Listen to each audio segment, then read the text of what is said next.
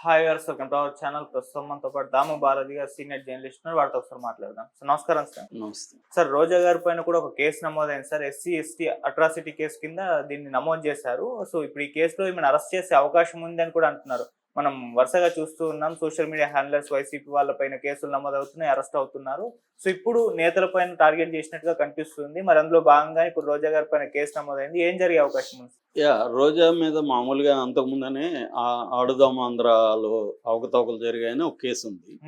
అట్లాగే తిరుమలలో కూడా ఆమె పైరవేలకు పాల్పడిందని కూడా కేసు పెట్టారు. ఇప్పుడు కొత్తగా ఎస్సీ ఎస్టీ అట్రాసిటీస్ కేసు ఆమె మీద పెట్టారు.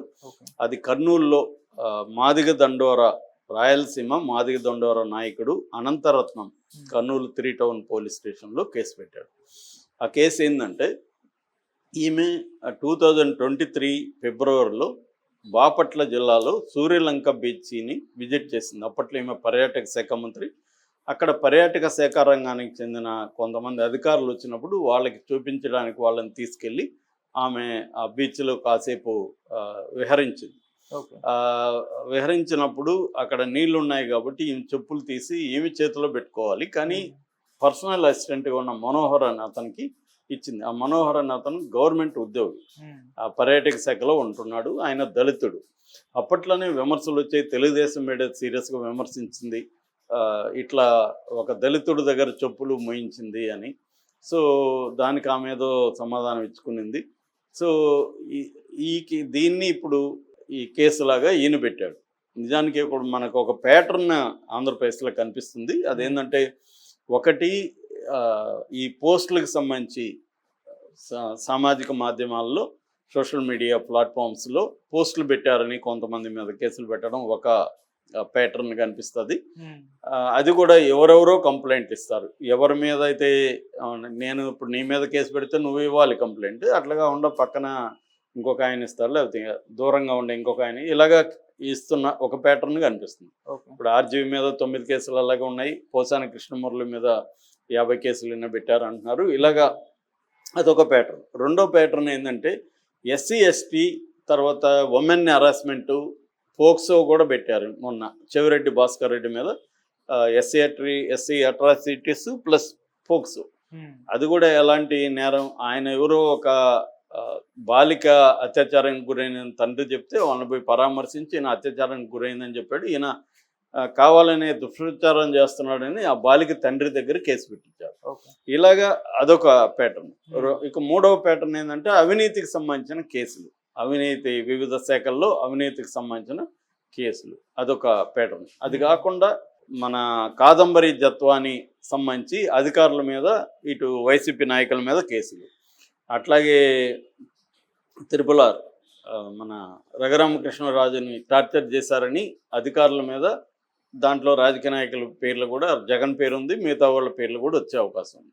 సో వైసీపీ నాయకులను, వైసీపీ సపోర్టర్స్ను, వైసీపీ తరఫున యాక్టివ్గా పార్టిసిపేట్ చేసిన వివిధ జీవితాల్లో ఉండే వివిధ రకాల వ్యక్తుల మీద టార్గెట్ చేసి కేసులు పెట్టడం అనేది మనకి ఒక ప్యాటర్న్గా వాళ్ళు చేసుకుంటూ వస్తున్నారు. ఎందుకంటే తెలుగుదేశానికి లీగల్ నెట్వర్క్లో, లీగల్ ఇన్స్టిట్యూట్స్ అంటే న్యాయస్థానాలు కావచ్చు, లీగల్ ప్రాసెసింగ్ కావచ్చు, వీటి మీద చాలా లోతైన అండర్స్టాండింగ్ ఉంది. వాళ్ళకి చాలా స్ట్రాంగ్ లీగల్ టీమ్స్ ఉంటాయి.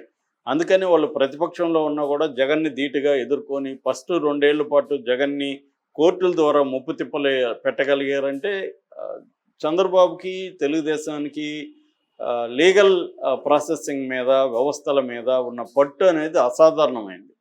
ఈ పట్టు ఒక రోజు రాలేదు. చంద్రబాబు ఒక లాంగ్ టర్మ్ విజన్లో నుంచి వచ్చిన ఇది. అంటే ఎనీ రాజకీయ నాయకుడు చంద్రబాబు నుంచి ఈ విషయాలు నేర్చుకోవాల్సిన అవసరం ఉంది. అంటే వ్యవస్థల్ని అర్థం చేసుకొని వ్యవస్థల్ని తమకు అనుకూలంగా ఎలా వాడుకోవాలనేది చంద్రబాబు బ్రహ్మాండంగా దాంట్లో సాధించగలిగాడు. అది అందరూ అదే చేయాలనుకుంటారు. ప్రతి రాజకీయ నాయకుడు వ్యవస్థల్ని తనకు అనుకూలంగా వాడుకోవాలని ట్రై చేస్తారు, కాకపోతే అందరూ సక్సెస్ అవ్వరు. చంద్రబాబు విషయంలో సక్సెస్ అయ్యాడు. అందుకని ఇప్పుడు జగన్ అధికారంలో ఉన్నా చంద్రబాబు పై స్థాయిలో ఉన్నాడు. జగన్ని 2 ఏళ్ల పాటు, కరోనా వరకు కూడా జగన్ చాలా అంటే ఉక్కిరి బిక్కిరి చేయగలిగాడు కోర్టుల్లో కేసులు వేయడం వీటి ద్వారా. ఆ తర్వాత కూడా జగన్ ఇబ్బంది పెట్టాడు. అయితే జగన్ దాని నుంచి కొంత నేర్చుకొని చంద్రబాబు నుంచి కొంత ఇబ్బంది పెట్టగలిగాడు. దానికి ప్రధాన కారణం మోడీ జగన్కి అండగా ఉండడం. లేకపోతే జగన్ సొంతంగా ఆ స్థాయిలో చేయలేడు. సో ఉండడం వల్ల చంద్రబాబును జైలుకి పంపించే స్థాయిలో కూడా చేయగలిగాడు.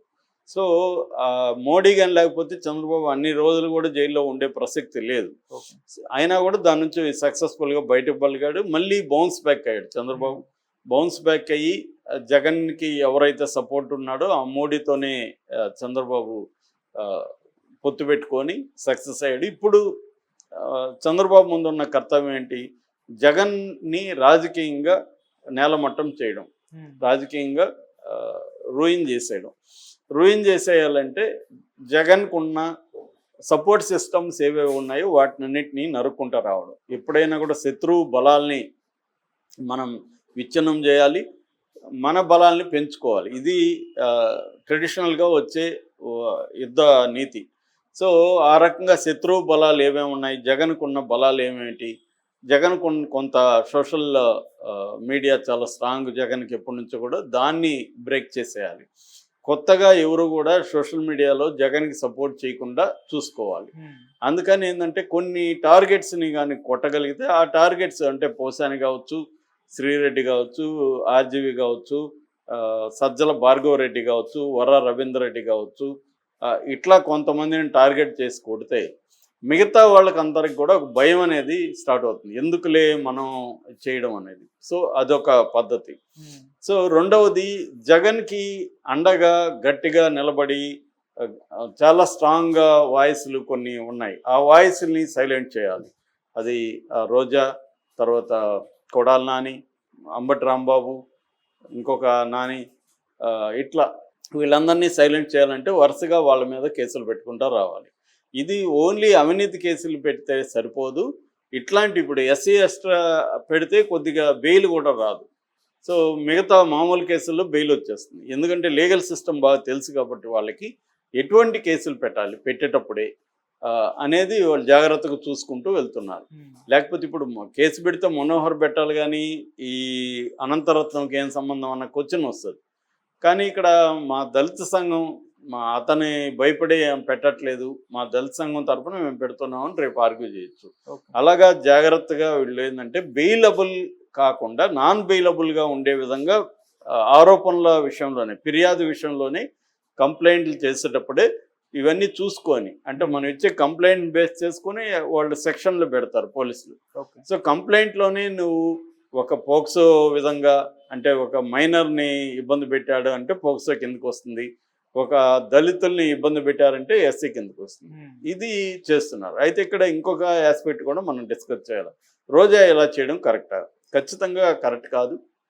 ఎందుకంటే దళితుడనే కాదు, ఎవరి దగ్గర కూడా నీ చెప్పులు నువ్వు మోయించుకోవాలి తప్ప ఎవరి దగ్గర వేరే వాళ్ళ దగ్గర మోయించడం అనేది ఖచ్చితంగా కరెక్ట్ కాదు. అయితే రోజాకి ఏంటంటే సినిమా వాళ్ళకి కల్చర్ ఉంది. సినిమా వాళ్ళకి ఏంటంటే గొడుగులు పట్టడం, షూలు వేయడం.